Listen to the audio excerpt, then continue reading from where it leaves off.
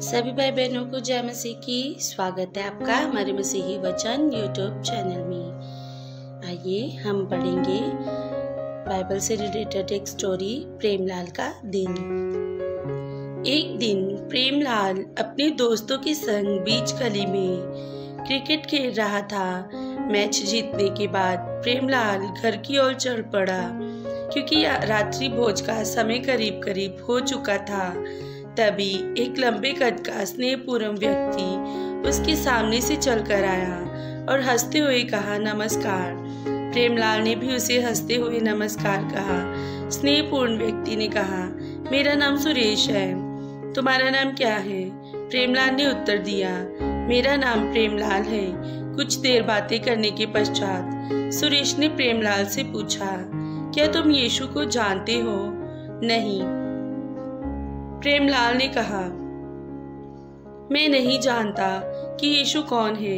क्या वे आपका दोस्त है? क्या आप उसे ढूंढ रहे हैं? यदि आपका दोस्त यीशु खो गया है तो मेरे अंकल का दोस्त एक पुलिस वाला है और वे उन्हें ढूंढने में आपकी मदद कर सकता है। सुरेश अपनी बात को जारी रखते हुए प्रेमलाल को समझाने लगा कि उसका दोस्त यीशु खोया नहीं है। उससे ये पूछने का कारण था कि क्या वे यीशु के बारे में जानता है, क्योंकि वे नहीं जानना चाहता था कि प्रेमलाल ने इस महान कहानी को सुना है या नहीं। सुरेश ने प्रेमलाल को यीशु की कहानी बतानी शुरू की। कई वर्ष पूर्व यीशु ने इस संसार में जन्म लिया। वे एक गरीब परिवार में पैदा हुआ। वे एक गौशाले में पैदा हुआ क्योंकि उस रात सोने के लिए और कोई जगह नहीं थी और ना ही कोई उन्हें कमरा देना चाहता था। यीशु गरीब अवस्था में पैदा हुआ। फिर भी खूबसूरत दूतों ने उसके जन्म पर गीत गाए और बुद्धिमान लोग बहुत दूर से केवल उसकी आराधना करने के लिए आए। यीशु एक साधारण बालक नहीं था, यीशु एक विशिष्ट व्यक्ति था।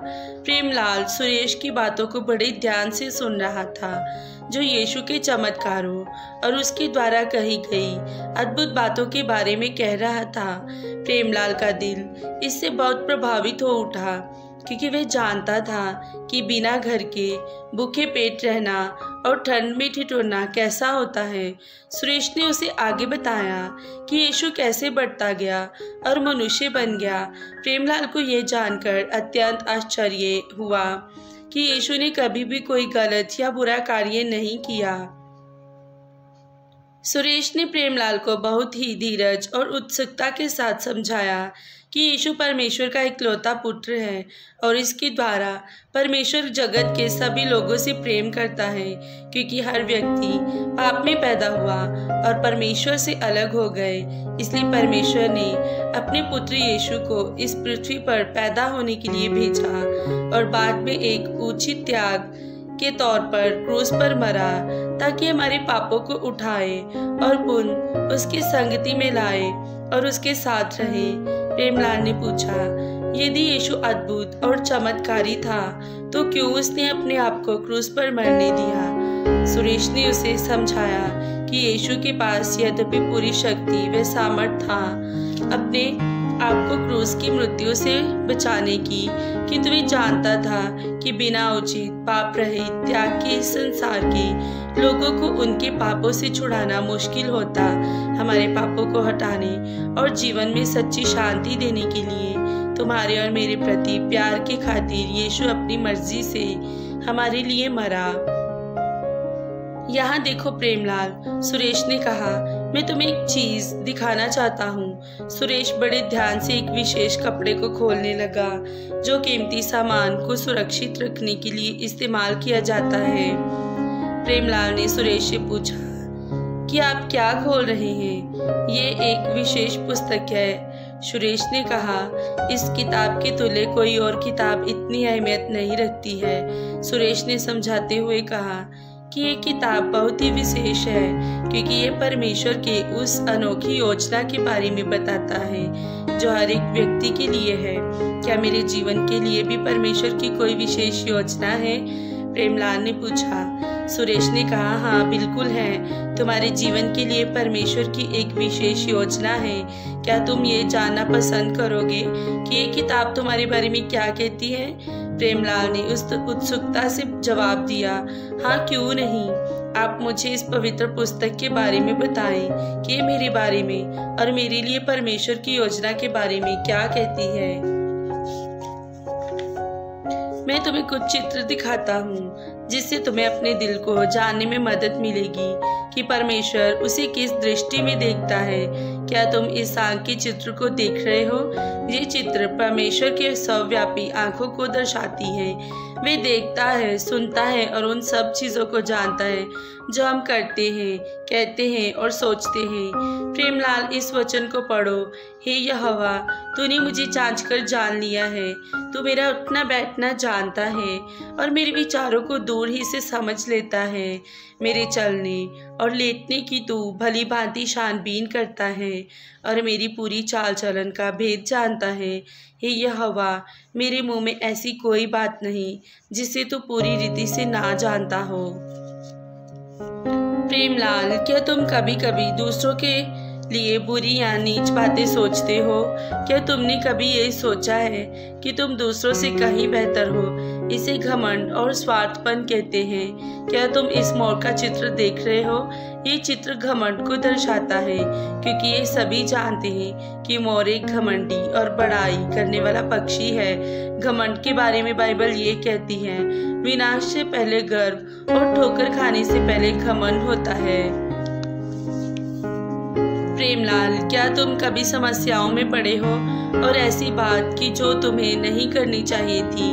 क्या तुम इस बकरी का चित्र देख रहे हो? बकरी हठीला और अनाज्ञाकारी पापों को प्रदर्शित करता है, क्योंकि यह बहुत ही उतावला और अनियंत्रित जानवर है।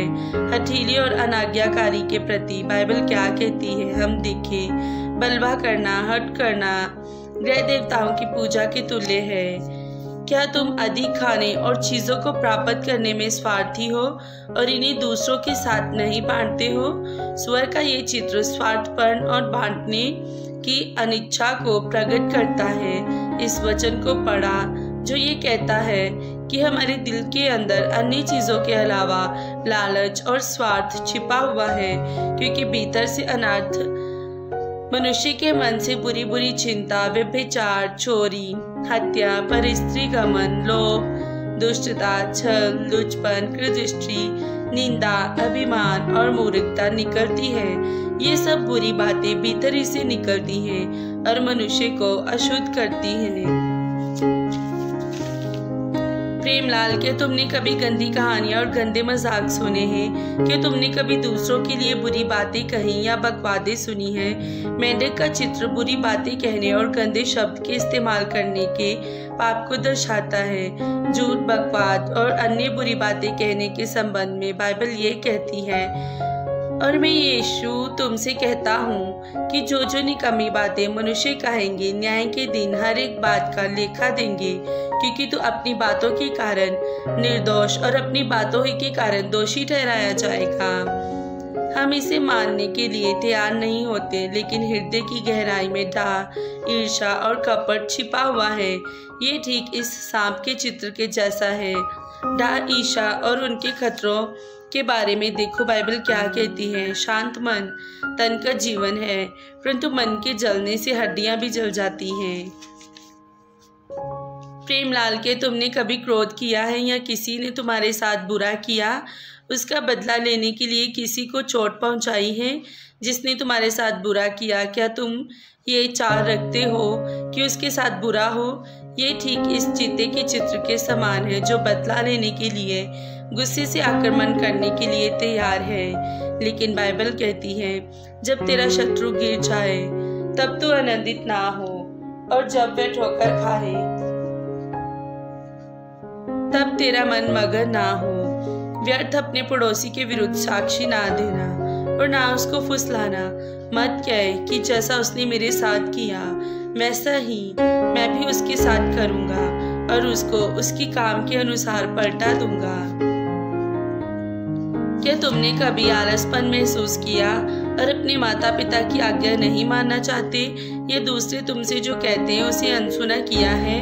धीमे कछुए का चित्र उस समय को प्रदर्शित करता है जब तुमने सबसे अच्छा नहीं किया, जबकि तुम ये जानते थे कि तुम उससे बेहतर कर सकते थे। पढ़िए परमेश्वर इस आलसपन के पाप के बारे में क्या कहता है। जो काम में आलस करता है वे खाने वाले का भाई ठहरता है। ओ सुरेश, मैं सोचता हूँ कि ये सारे पाप मेरे दिल में छिपे हुए हैं और साथ ही अन्य बातें भी। क्या आप मुझे बता सकते हैं कि इन सब से कैसे छुटकारा प्राप्त कर सकता हूँ? प्रेमलाल, जब ये सभी पाप तुम्हारे हृदय में है, मतलब शैतान तुम्हारे जीवन पर राज्य कर रहा है, जब ऐसा होता है तुम अनंत शांति और खुशी को प्राप्त नहीं कर सकते। परंतु परमेश्वर जो स्वर्ग में है देखता है, और दयालु स्वर्गदूत जिसका चित्र तुम देख रहे हो परमेश्वर की कृपा को प्रदर्शित करता है। हम सबके लिए एक आशा है। परमेश्वर के प्यार और माफी के परे कोई नहीं है। उद्धार के इस संदेश को समझने के लिए परमेश्वर अपने पवित्र आत्मा को हमारे पास भेजता है। पवित्र आत्मा यीशु की ओर इशारा करती है कि वह हमारे सारे पापों और बकवादों को जो हमारे अंदर छिपी हैं धो सकता है। प्रेमलाल, पवित्र आत्मा एक टॉर्च की तरह है जिसे तुम रात्रि के समय चलने के लिए इस्तेमाल करते हो। इसे एक कबूतर के चित्र के रूप में दिखाया गया है। एक अद्भुत परिवर्तन तुम्हारे दिल में होगा जब परमेश्वर पवित्र आत्मा के द्वारा तुम्हारे जीवन पर शैतान के नियंत्रण को तोड़ेगा और स्वयं नियंत्रण करेगा। तुम्हारा दिल प्रभु यीशु के पवित्र रक्त से शुद्ध किया जा सकता है। यदि तुम अपने पापों का अंगीकार करना चाहते हो और प्रभु से माफ़ी मांगते हो कि वह यीशु के लहू से इसे धो दे, वह तुम्हारे दिल को ऐसा कर देगा जैसे कि तुमने कभी पाप किया ही ना हो। प्रेमलाल, क्या तुम परमेश्वर से यह पूछना पसंद करोगे कि वह तुम्हारे दिल से उन सारे पापों को धो दे जो तुम्हारे अंदर छिपे हुए हैं? प्रेमलाल, यहाँ देखो और इसे पढ़ो कि बाइबल यीशु द्वारा तुम्हारे हृदय में छिपे हुए सारे पापों को धोने और जीवन में उद्धार लाने के लिए क्या कहती है कि यदि तू अपने मुंह से यीशु को प्रभु जानकर अंगीकार करे और अपने मन से विश्वास करे कि परमेश्वर ने उसे मरे हुओं में से जिलाया, तो तू निश्चय उद्धार पाएगा। क्योंकि धार्मिकता के लिए मन से विश्वास किया जाता है और उद्धार के लिए मुंह से अंगीकार किया जाता है। क्योंकि पवित्र शास्त्र यह कहता है कि जो कोई उस पर विश्वास करेगा वह लज्जित ना होगा। जो कोई प्रभु का नाम लेगा वह उद्धार पाएगा। यदि हम अपने पापों को मान लें तो वह हमारे पापों को क्षमा करने और हमें सब अधर्म से शुद्ध करने में विश्वास योग्य और धर्मी है। नम्रता के साथ प्रेमलाल ने अपने उन पापों के लिए जिन्हें कुछ समय पहले सुरेश बता रहा था, आंसुओं के साथ आहें भरते हुए पश्चाताप करने लगा। उसने यीशु के नाम से अपने सभी पापों की क्षमा परमेश्वर से मांगी और उसके दिल को शुद्ध करने के लिए प्रार्थना की। अपने चेहरे को आंसुओं के साथ ऊपर उठाते हुए उसने सुरेश की ओर देखा और एक बड़ी मुस्कान के साथ उसे बताया कि उसे कितना अजीब सा अनुभव हुआ। सुरेश धीरज के साथ प्रेमलाल को समझाने लगा कि वह सच्ची शांति का अनुभव कर रहा है जो हमारे पापों से माफ़ी मिलने के बाद जीवन में प्रवेश करती है। और जब यीशु हमारे दिल में प्रवेश करता है, जिस सच्ची शांति का तुम अभी अनुभव कर रहे हो, उसके बारे में बाइबल क्या कहती है? तुम्हें शांति दिए जाता हूँ, अपनी शांति तुम्हें देता हूँ। जैसे संसार देता है मैं तुम्हें नहीं देता। तुम्हारा मन घबराए और ना डरे। जब यीशु तुम्हारे दिल में आया तब ये घमंड, अशुद्धता, स्वार्थ, क्रोध, बदले की भावना, गंदी बातें और अन्य बुरी बातें तुम्हारे दिल में ठहर नहीं सकती। सुरेश ने देखा कि प्रेमलाल इन सब बातों को पूरी तरह से समझ नहीं पा रहा है, तो वे फिर से समझाने लगा। क्या तुम्हें याद नहीं प्रेमलाल, मैंने कहा था कि यीशु तुम्हारे पापों के लिए एक सच्चे त्याग के रूप में मरा। पवित्र शास्त्र में हम पढ़ते हैं, देखो मैं द्वार पर खड़ा हुआ खटखटाता हूँ। यदि कोई मेरा शब्द सुनकर द्वार खोलेगा तो मैं उसके पास भीतर आकर उसके साथ भोजन करूँगा और वे मेरे साथ। प्रेमलाल, तुम्हारा दिल ठीक उस कमरे की तरह है जिसमें एक दरवाज़ा है। तुम उसमें बहुत सी भद्दे और गंदे पापों को रखा करते थे। अपने दिल के दरवाजे पर जो खटखटाहट तुम सुन रहे थे वे यीशु था, लेकिन वह तब तक अंदर प्रवेश नहीं कर सकता था जब तक तुम दरवाज़ा नहीं खोलते, क्योंकि चिटकनी अंदर की ओर थी और पापों को मानकर उसके लिए तुमने अपने दिल का दरवाज़ा खोला। और अब यीशु उसमें आया है और उसमें रह रहा है, इसलिए तुम बहुत खुश और अलग सा महसूस कर रहे हो। हाँ प्रेमलाल, तुम्हारा दिल पूरी तरह से बदल गया है। वे पाप जिनसे तुम्हारा दिल गंदा और भद्दा हो गया था, सभी दूर हो गए हैं। अब तुम्हारा दिल पवित्र आत्मा के उजाले से भर गया है। दूसरों के प्रति कठोर और हीन विचारों के स्थान पर तुम पाओगे कि तुम्हारा दिल सबसे प्यार कर रहा है। परमेश्वर की वह ही सर्वव्यापी आंखें आज भी उपस्थित है। पहले परमेश्वर तुम्हें देखते हुए इंतजार कर रहा था कि तुम दरवाजा खोलो और उससे कहो कि वे तुम्हारे दिल में आए और तमाम गंदी बातों से शुद्ध करे। अब परमेश्वर की आंखें तुम्हारे दिल को देख रही हैं कि वह इसकी सुरक्षा करे और शैतान की दुष्टता और परीक्षा से दूर रखे। प्रभु यीशु मसीह अब तुम्हारे दिल में रहता है और वास करता है। प्रेमलाल, क्या ये अद्भुत नहीं है? तुमने परमेश्वर की आज्ञा मानी और अब यीशु तुम्हारे दिल के अंदर रहने से आनंदित है। यीशु बहुत ही दयालु और विश्वसनीय है। तुम्हारा परम मित्र बनने में वह बहुत आनंदित है। वह तुम्हारे आनंद में शामिल होना चाहता है और उन तमाम मुश्किलों और दुखों में तुम्हारी मदद करना चाहता है जिसे तुम सहन करते हो। पवित्र आत्मा का उजाला जो तुम्हारे दिल में चमक रहा है, ताकि सच्ची शांति और खुशी बढ़ती ही जाए। प्रेमलाल, अब जब तुमने यीशु को अपना उद्धारकर्ता के रूप में ग्रहण किया है, तुम्हारा दिल शुद्ध किया गया है, तो परमेश्वर के बेटे बन गए हो। परमेश्वर के बच्चे होने के कारण हम परमेश्वर से किसी भी चीज के बारे में बात कर सकते हैं। इसे प्रार्थना कहते हैं। हम परमेश्वर से वैसे ही बात करते हैं जैसे हम अपने संसारिक पिता से या अपने परम मित्र से करते हैं जिसे हम बहुत चाहते हैं। प्रेमलाल, ऐसी कोई महत्वपूर्ण बातें हैं जिनके बारे में तुम्हें जानना बहुत जरूरी है। वैसे ही जैसे तुम्हें अपने शरीर को स्वस्थ और मजबूत रखने के लिए हर दिन भोजन की आवश्यकता होती है, इसीलिए यीशु के साथ रिश्ता बनाए रखने हेतु हमें आत्मिक भोजन की आवश्यकता होती है। यह आत्मिक भोजन हम पवित्र बाइबल के पवित्र और निष्कलंक वचनों को पढ़ने और उन्हें मानने से मिलता है।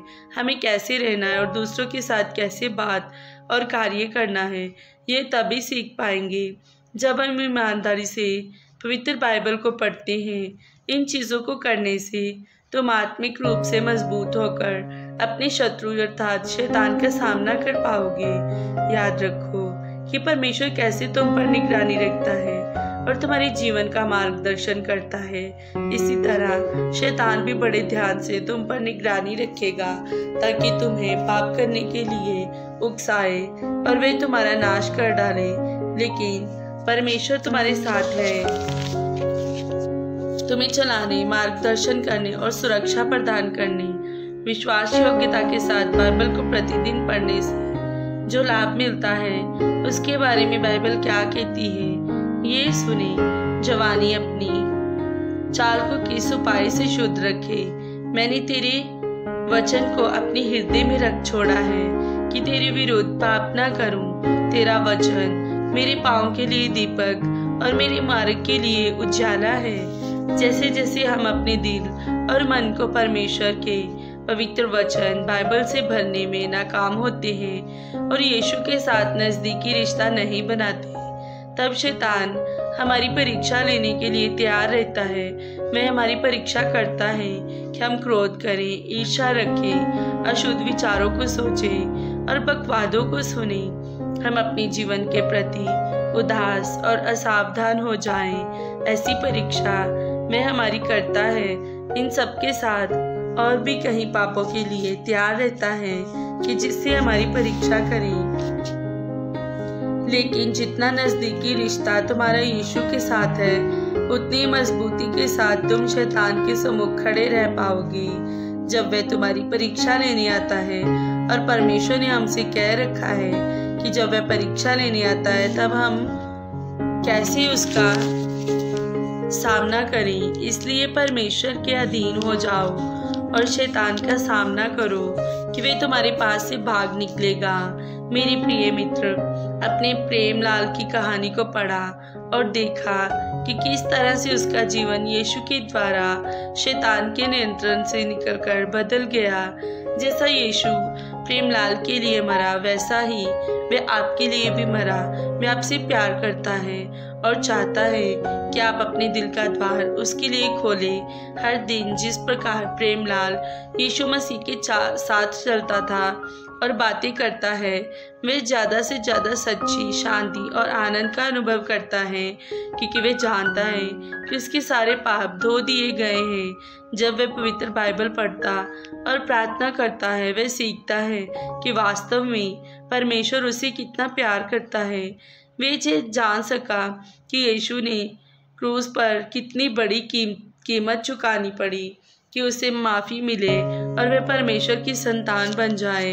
यीशु ने क्रूस पर भारी पीड़ा सहन किया था।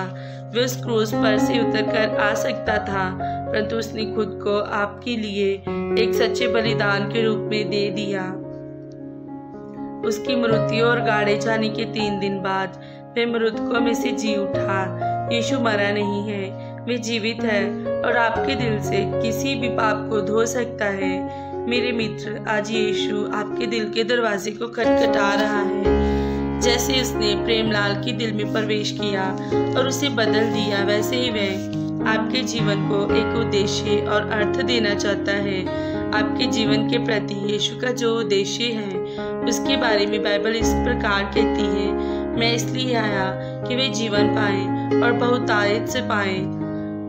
युद्ध, बीमारियां और मृत्यु हमारे चारों ओर है। कोई भी कल के विषय में निश्चित रूप से नहीं जानता। हम ये कह सकते हैं कि मृत्यु का होना निश्चित है।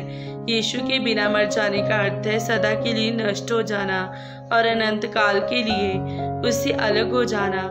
यीशु मसीह में रहकर मरने का अर्थ है अनंत काल तक उसके साथ जीवित रहना।